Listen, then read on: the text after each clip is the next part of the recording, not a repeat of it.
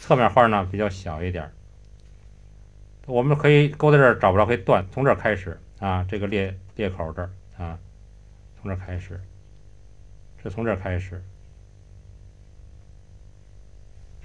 它这个筒呢从上面下来啊，这个地方啊是一个圆，这样的。那将来呢，从这个筋呢染完了以后再勾这个筋可以。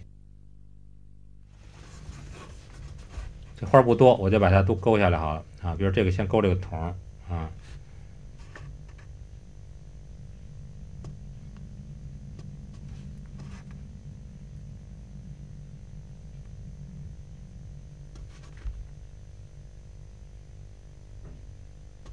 这是从上的，所以这面呢就折过去了啊。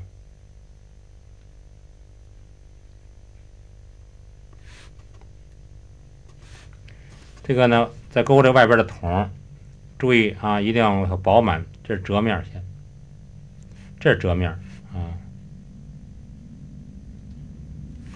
这是花苞啊，它快开了啊。这由于它这个都折着呢，在这儿啊，卷着在里边。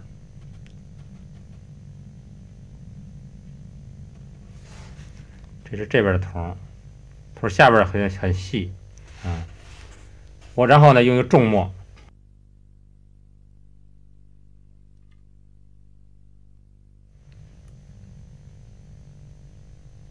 它这下边的这个苞啊，这是花蛾啊，比较硬，比较厚啊，所以有时候我们可以勾2道，表现它一个厚度啊。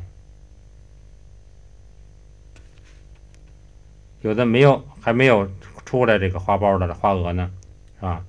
是一个圆球形的，它在这儿呢开始啊逐渐就裂开啊，有的呢就开始裂开了，那么就勾2条线，没裂开勾1条啊。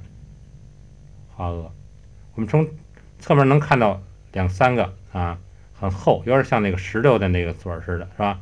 比较厚这个地方。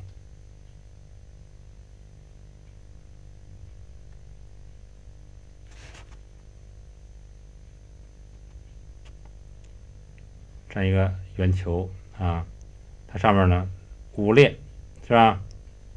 这是花蛾5个，它裂开以后啊，就将来出来就是这个花了，是这个花苞啊。下边呢勾一组叶子给大家看一下啊。凌霄的叶子呢有浅啊比较小的锯齿啊。